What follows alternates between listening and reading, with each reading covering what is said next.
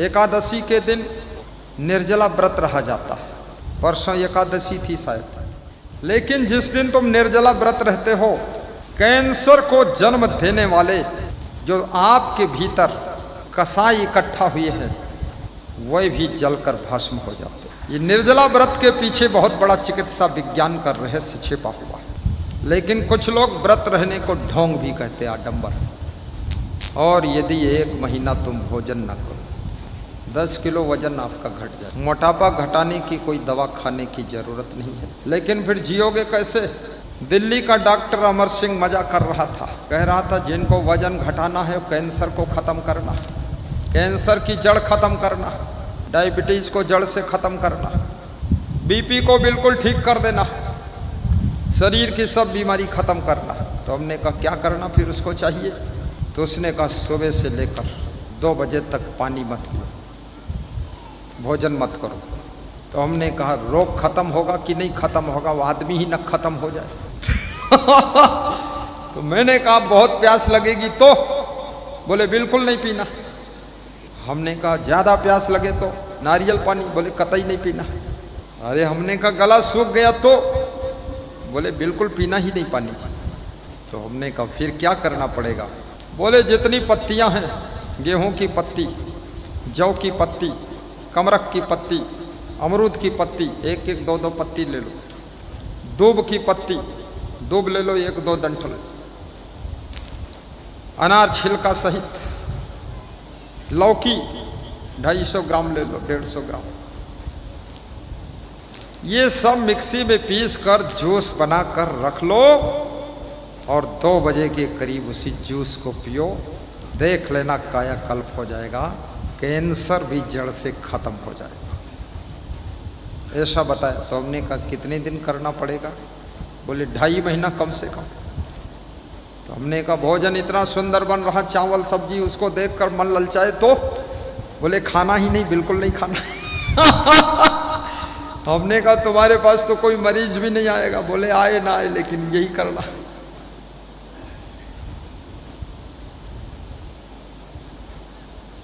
याद रखना 2 बजे के बाद फिर उन्होंने बताया पानी पियो, जितनी इच्छा हो पियो 1-2 बजे के बाद। भोजन ना करना 2.5 महीना, कितना कठिन है। इसलिए पूर्वजों ने एकादशी व्रत रखा था। जो भी महीने भर में कैंसर पैदा करने वाले जीवाणु कीटाणु आपके भीतर जमा होते हैं, वह सब निर्जला व्रत से मरकर खत्म हो जाते हैं।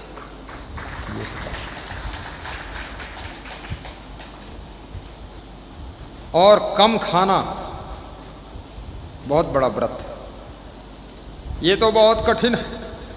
एकादशी व्रत भी आसान है, लेकिन एकादशी से 1 दिन पहले डबल दशी मनाते हैं लोग, क्योंकि उनके मन को पता है कल एकादशी आने वाला है, इसलिए शाम को ही डबल दशी कर दिया।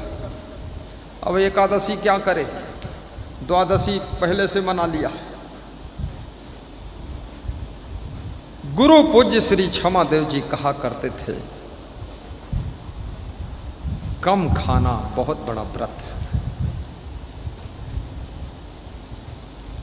कभी कभी हम उनसे कहते थे खीर ले लीजिए,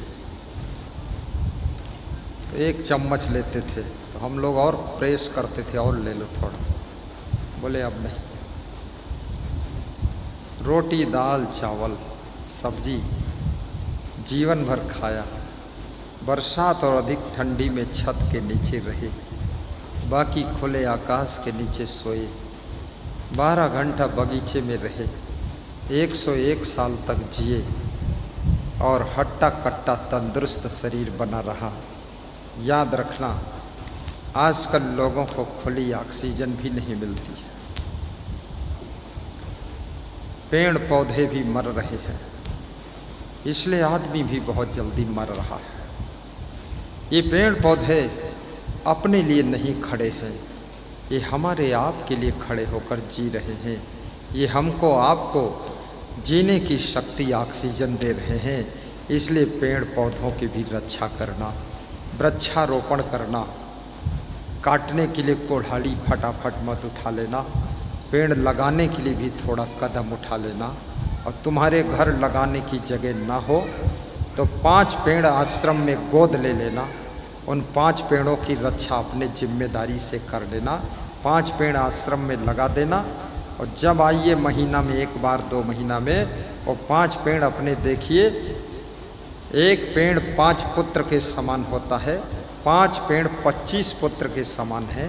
वृक्ष लगाइए, छाया देंगे, ऑक्सीजन देंगे, लकड़ी देंगे, साथ साथ में फल देंगे और शोभा बढ़ाएंगे, वातावरण को शीतल करेंगे। ये वृक्ष हमारी सेवा करते हैं, इसलिए वृक्षों की सेवा करना चाहिए। वृक्ष और संत, नदी और संत, पहाड़ और संत, धरती और संत। संत को धरती के समान कहा गया, संत को वृक्ष के समान कहा गया, संत को पहाड़ के समान कहा गया और संत को नदी के समान कहा गया। संत बिटप सरिता गिरिधरणी, परहित है तो इन्हीं की करणी। संत को प्रथम स्थान दिया गया, फिर वृक्ष को स्थान दिया गया,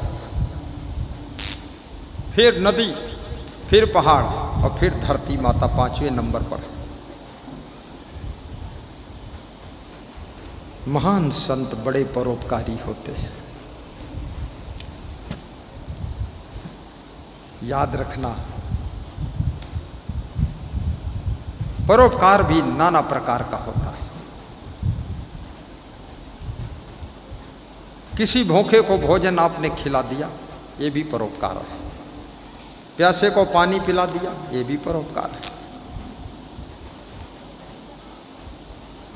गरीब को ठंडी लग रही है, गर्म कपड़े दे दिए, ये भी परोपकार है।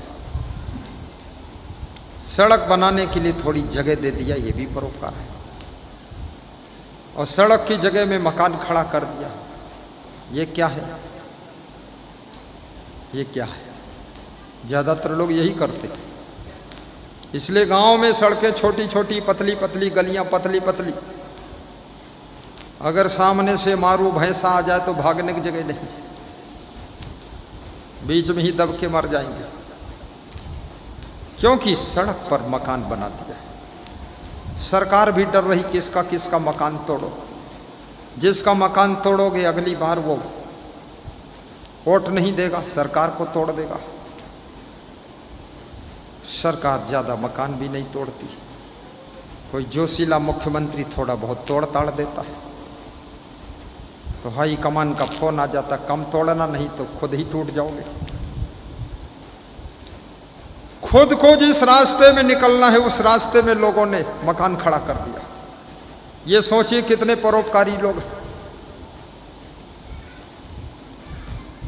वृक्ष से परोपकार सीखिए। नदियां जल प्रवाहित करती हैं लेकिन खुद के लिए एक बूंद नहीं पीती है। वृक्ष एक फल नहीं खाता है, खुद तो कूड़ा करकट, गोबर, खाद आदि ग्रहण करके तुमको मीठे मीठे आम के फल देता है।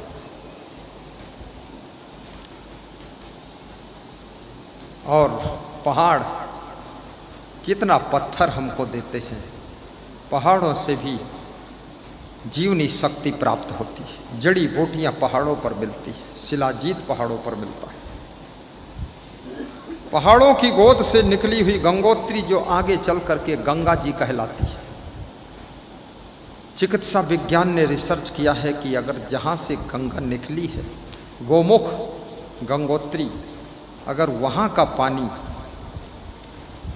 ऋषिकेश का पानी ले लिया जाए गंगा जी का, जहाँ पर लोग मुर्दा नहीं डालते हैं गंगा जी में, जहाँ लोग पिंडदान नहीं करते, जहाँ लोग कचड़ा पचड़ा नहीं डालते हैं, वहाँ के पानी से अगर भोजन बनाकर खाया जाए, उसी पानी से स्नान किया जाए, उसी पानी से जब प्यास लगे जल ग्रहण किया जाए और वही पानी से जीवन में प्रयोग किया जाए, तो चिकित्सा विज्ञान कहता है 99% बीमारियां नहीं आएंगी, क्योंकि इस पानी में जड़ी बूटियों का रस घुला हुआ है, पहाड़ों से आया। इसलिए कहा जाता है गंगा तेरा पानी अमृत है, ऐसे थोड़े कहा गया। लेकिन उस अमृत जैसे पानी में लोगों ने क्या क्या डाल दिया, जहर घोल दिया लोगों ने। कितने लोग उसी में मलमूत्र भी बहा देते हैं।